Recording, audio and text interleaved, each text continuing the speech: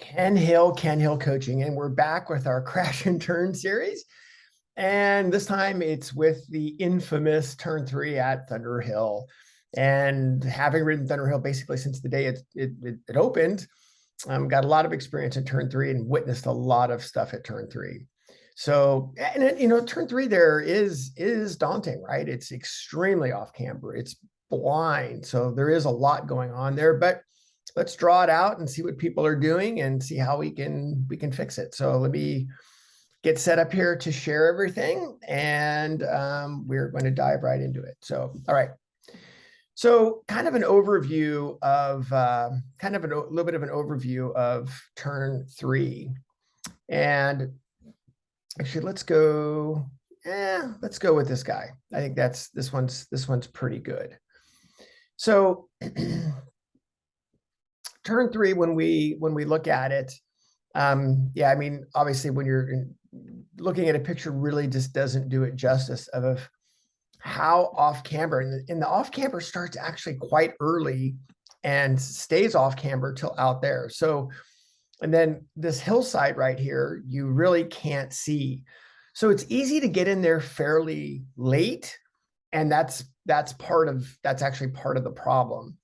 So when we look at this, we decide, okay, let's take the camber out of the equation. What are we trying to accomplish, right? Where do we want the bike to be? And all that is stemmed from where does the bike need to be on the exit? So the whole idea is when we look at Turn 3 here, and then we look at Turn 4 here, it really, what we look at is this starts really with where do we want to be for Turn 4? And we want to be in a position here to accelerate for Turn 4. So we need to be in a position to have the bike over there for 4. So that's going to put us somewhere in this area. So then by simply, drawing that backwards, that tells us where we want to be in the middle of the corner for 3. Yes, I'm overdrawing it, so bear with me. So if we can have that line a little bit straighter, we can accelerate pretty well from 3 to 4. There's a big exit off of 3. Let me say that again. There's a big exit off of 3. And on the entrance of 3, that's what we're trying to do, is enter 3 to get to this position. So, right, we got to draw the situation backwards. So that's our goal. That's where we want to be. So now that we're thinking about, okay, that's where I want to be. How do we get there? A lot of the issues that we see at Turn 3 at Thunderhill are simply riders coming in, not using their brakes, and it's the same old trying to get the bike to turn with an unloaded fork. So that's one way why we're crashing there. The other way that we're crashing in there is people coming in and trying to turn too late and then adding too much brake they haven't loaded the tire yet, they haven't loaded the fork yet. And so there's no energy stored in it. There's no contact patch. And so they're trying to start hard braking with a very small contact patch. So, okay, let me say this again. So the two ways that we're crashing there are, let me redraw this, is we see crashes in this area from riders coming in and turning in very late, and then realizing they got to get the bike turned, and they start picking the throttle up too early, but the bike is not pointed. So they lose the front end in this area. And so they're trying to turn off camber, weights to the back, no contact patch, and they fall down. So that's one way what we're really seeing. The second one is people falling down in this area. And they're falling down in this area is because one, and this all starts on the exit of 2, by the way. So, but if they're coming in and they're not set up for 3 early enough because it's blind, and they try to come in from the left side of the track, and they're trying to get a lot of their turning and braking done here. But yeah, to do that, you've got to run more lean angle in this area, and they haven't put a load into the tire yet. So now you've already started the off camber section in here. There's no braking going on yet. And then they try to go to too much brakes without enough contact patch. And honestly, it's pretty easy to fix. So that's the two reasons why we're really falling in turn 3. So how do we mitigate that? Well, we've already talked about where do we want to end up, right? So we want to end up, and we want to make this a very, very slight V. So the idea is that if we can come in here fairly shallow, right, get our direction change done, and then obviously link these two lines up. So if we come in shallow, low, the bike is straighter. If the bike is straighter, we can brake harder because the bike's more upright. We're running less lean angle. And that's why, okay, people are like, oh, well, do you take the inside line or do you take the outside line, or which one are you?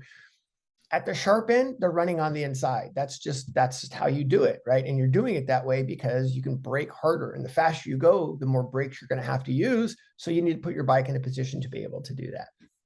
So that's why we're going to take that line in there. So now let's take a look. And here, yeah, I mean, we kind of drew this out anyway.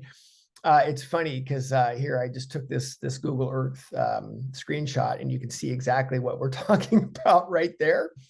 A little bit of an issue there. But yeah, so the idea, again, let's just spend the extra minute here drawing it out, is coming in narrower, right? If we're narrower like this, we can use more brake, and then bringing it out just a little bit, and then starting it your drive off for 3 to 4. And what we don't want to do, again, is I'm overdrawing it, is coming out and trying to do all of that turning too early with less contact patch. So, all right, let's take a look and see what that looks like on video. And yeah, we got some video here we can take a look at. So with the video, yep, so this is coming out of 2. Turn this down a little bit.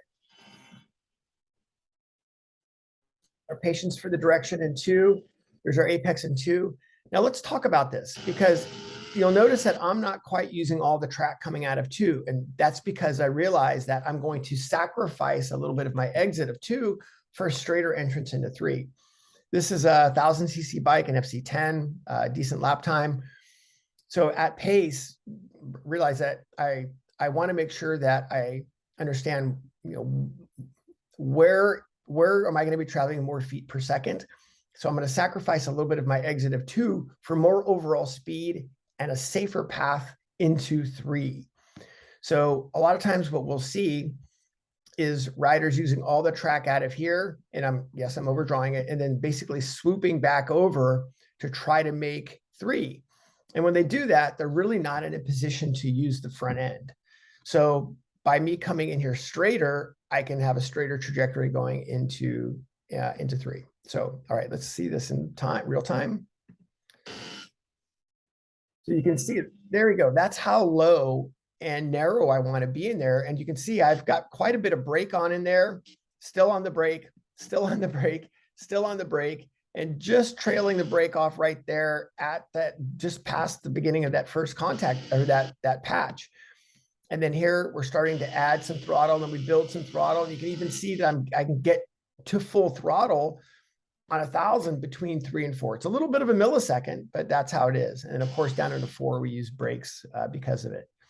So that's turn 3 at Thunderhill. That's why we're falling down turn 3 at Thunderhill. And this is also how we can fix it.